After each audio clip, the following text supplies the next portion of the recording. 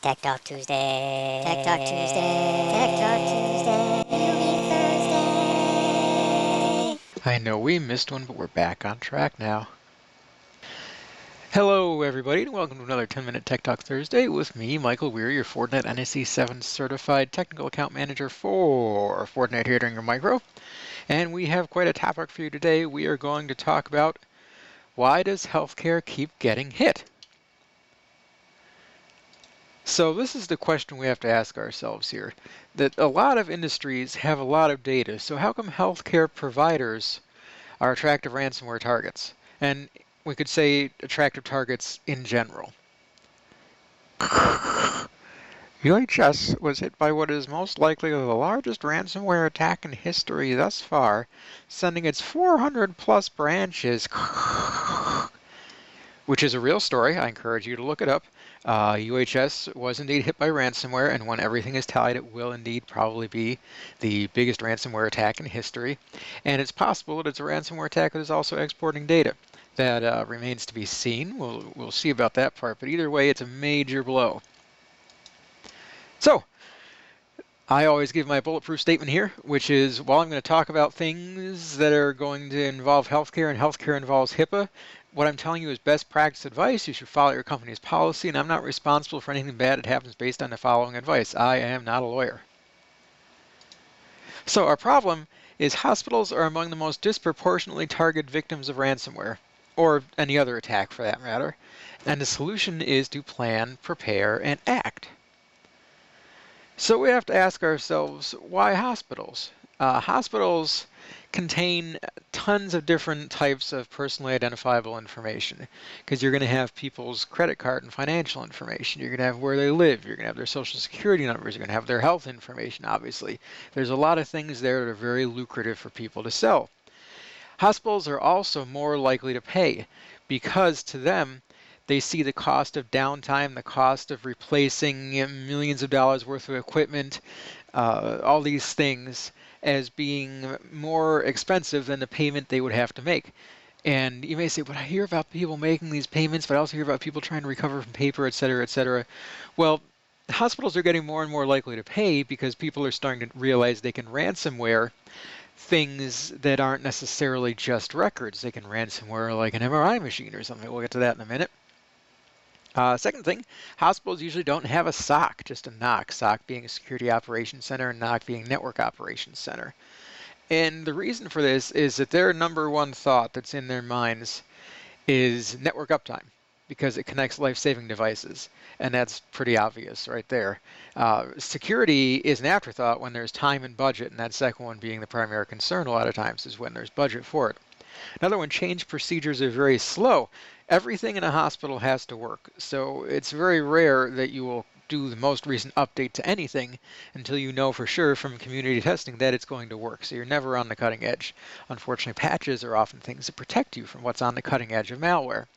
Similarly, proprietary software is often made for old OSs. I know in a few hospitals I've been to, there are a few machines that have to run Windows XP because the proprietary software that runs the attached medical device runs on XP. There's no choice.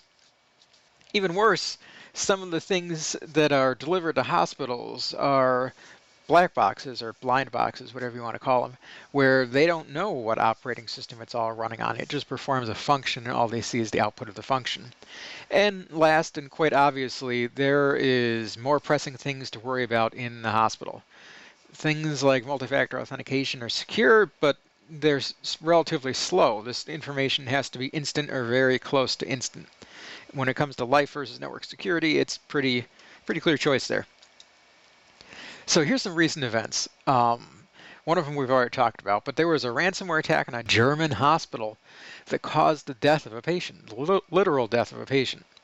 We talked about the ransomware at UHS. It's probably going to be the largest one ever recorded.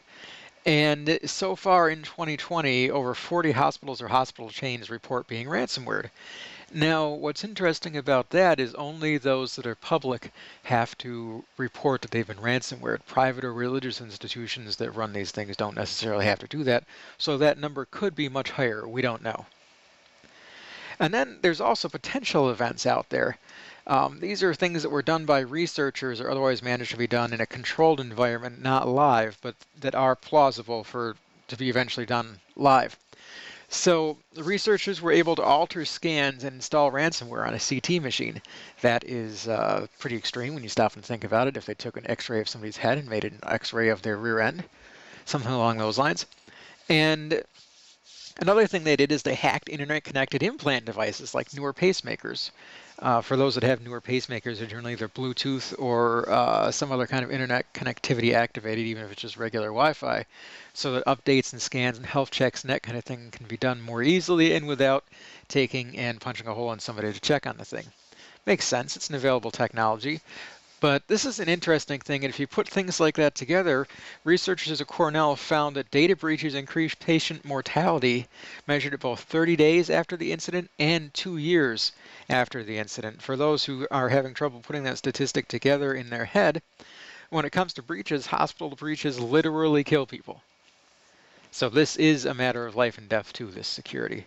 But we're in a balancing act for it. It's ease of use versus security. So if you're in a hospital, ease of use includes things like this. So we do have to keep all HIPAA-related data safe or we get fined. But we want to avoid network segmentation. There are machines and people that have to run all the way back and forth across the hospital, and they can't be changing their Wi-Fi network as they go, having to click on anything. It just needs to work wherever it goes. We also need to maintain the speed of use for staff, so they're not having to take a bunch of extra steps that they'll either A, find a way to skip, or B, that they'll start to fall behind on their care because they have to take them.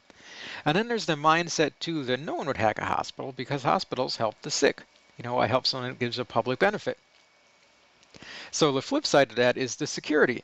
Really what they should be doing is keeping all of the internet connected devices safe, not just those that have something HIPAA related on them. They should use mild network segmentation. Obviously, as I said in that last example, rolling carts back and forth, you can't segment your network necessarily by area, but you can do tweaks and things to keep it a little bit more secure.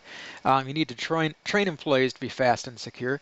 Employees are generally trained on what it is to use the software and how to use it fast. How to use it securely is once again an afterthought due to things like budget and time to train. And then the last thing is also mindset is you need to accept that hackers want money and fame, not healthcare. Now, what's interesting about the one in Germany is that the people who were doing the hack actually stopped doing the hack when it hit the news that someone had died. But that is a rare thing. That is not something I would count on happening in every case. So, let's see it in action. Let's see some concrete examples. Wee woo, wee woo, wee woo, wee woo. Quick. We have a car accident victim who's just arrived with possible brain, skull, and neck injuries. All right, time to spring into action. Okay, folks, I need a bed, the mobile X-ray and CT scan machines, painkillers, and anticonvulsants at the ready. Can do, Doc. The bed is ready. Now I'm rolling in the CT machine and its PC. Let's do this. Oh crap, the PC is infected. Potentially with ransomware or something like that that's affecting its functionality. That is a big old fail right there. The bed's ready. Now I'm rolling in the CT machine and the PC. Oh crap, I forgot I have to change wireless networks when I go from the other wing to the ER. Big fail there. We added what could be really costly time to this patient care. Oh, the bed's ready now. Where did I put my multi-factor authentication fob so I can put in the numbers to unlock the PC connected to the X-ray machine? Once again, another fail here. We just added steps that take time and something that could potentially be lost, right? And here is what I would consider to be the ideal scenario. The bed's ready. Now let me tap my badge on it to unlock the PC and use it. So we're going to take the CT machine, we're going to tap our badge on it, and voila, it's going to be unlocked. That is a win. Here's another scenario. The X-ray machine and PC are unlocked. Let me type in my password to open the patient's chart, which would be a common action in these situations. Oh no, someone intercepted my password and replaced all the data with pictures of Teletubbies. Fail. Let's look at another scenario. The X-ray machine and PC are locked. My PC is connected via VPN to the internal segmentation firewall in the server room, so if someone tries to intercept my password, they'll just get gibberish. How does the doctor know that? I don't really know. We're kind of stretching the truth here as to what's going on in the background, but that would be a win, because although we're putting in the password the same and there's no extra layer of security there, we've taken away the possibility of things like man-in-the-middle attacks. All right, so we've done some scans, and now it says time to transmit these scans to the server room where they'll sit unencrypted and waiting to be accessed. Oh no, the server has been compromised and all the files stolen. Once again, I don't know how the doctor would know that people were had stolen files and were selling them on the internet. Just, suspend disbelief for a little bit with me here. And that is another big fail. What would be better is, okay, time to transmit these scans to the server room where they'll sit on encrypted drives for both in-motion and at-rest data. That's going to be a win right there. It's going to be much harder to take that data out. So let's distill this into a call to action. We need to implement reasonable security measures in healthcare to protect without causing slowdowns. We do need that speed to save lives, but at the same time, as I said, Cornell studies have shown that breaches literally take lives. So we have to have a balance here. And that's it for today. Thanks for watching. If you have any questions, there's my contact information right there. Don't forget to comment, like, and subscribe. If you have any topics you'd like to see in one of these videos, throw them in the comments, and we'll figure out something for next time. Otherwise, have yourselves a safe and happy day.